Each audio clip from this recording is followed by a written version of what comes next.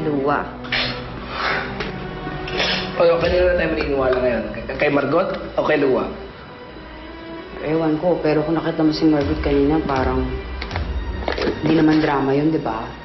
Alam mo, Lucio, tama si Gigi. Parang ngayon, nagsasabi talaga ng totoo si Margot.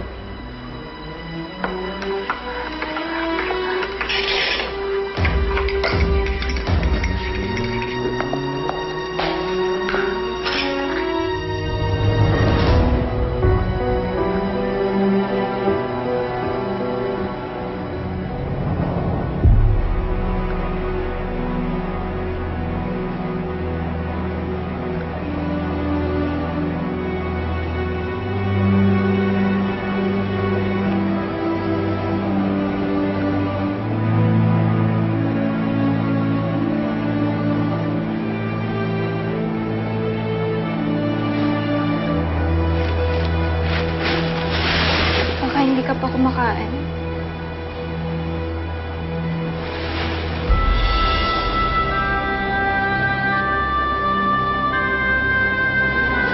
Alam mo,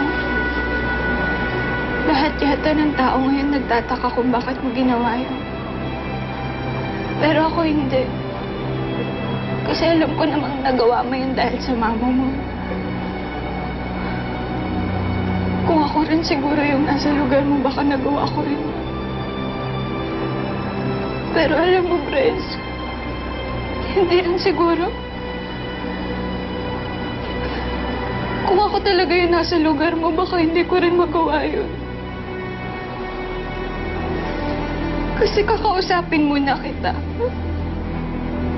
Sabihin ko sa'yo lahat ng masama ng loob ko, iiyak ako sa'yo. Tapos may isip ko na hindi ko dapat ginawa yun kasi alam ko isa ko sa mga pipigil sa akin. Pero bakit ikaw hindi mo ginawa yun? Bakit hindi mo man lang ako nilapitan? Hindi mo man lang ako kinausap? Hindi mo man lang ako iniyakan? Bryce, kaibigan mo ko, di ba? Mahalaga ka sa akin kaya hindi ko kaya nagkakaganito ka.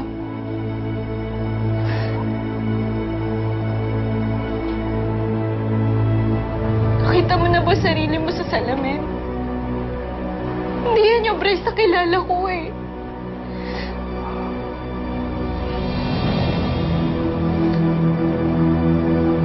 Mahirap pala yung kinakausap yung sarili mo.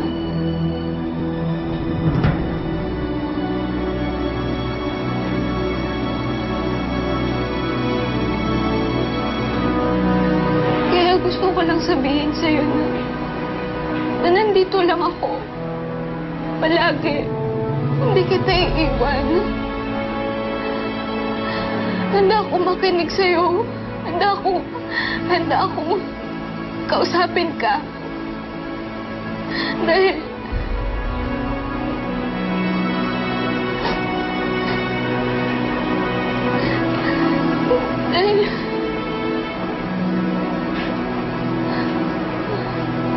mahal kita.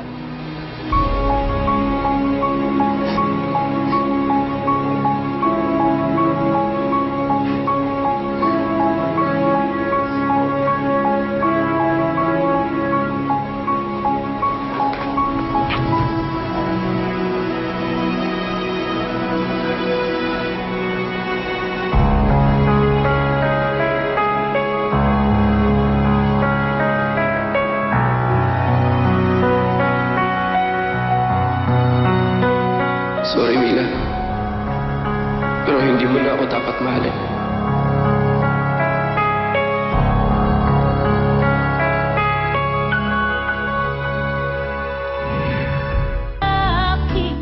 Puso ko na ang pinsik ay bakit nga ba laging ikaw sa aking panaginip? Hindi ka mawawali kahit kailan pagmamahal at ang aking pag-ibig ay hindi magbabago dahil sa'yo. Ay, kinaman mo! Mapapanis yan eh.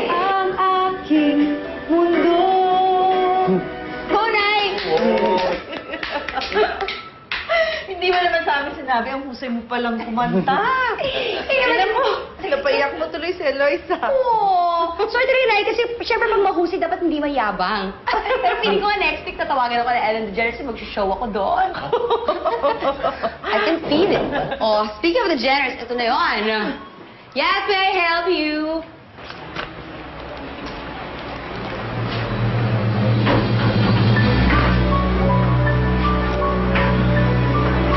Ano ginagawa mo dito?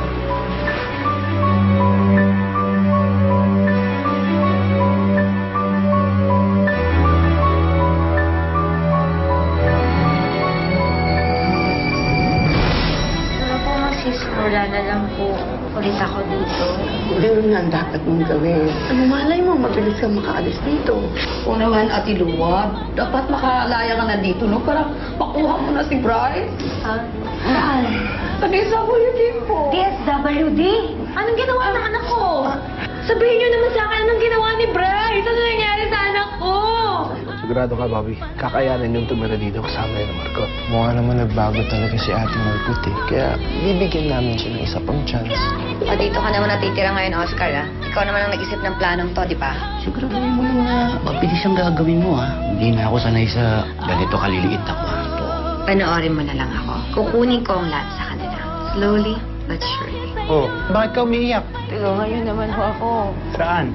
Lahat po ba gagawin niyo? Depende. Basta kaya ko.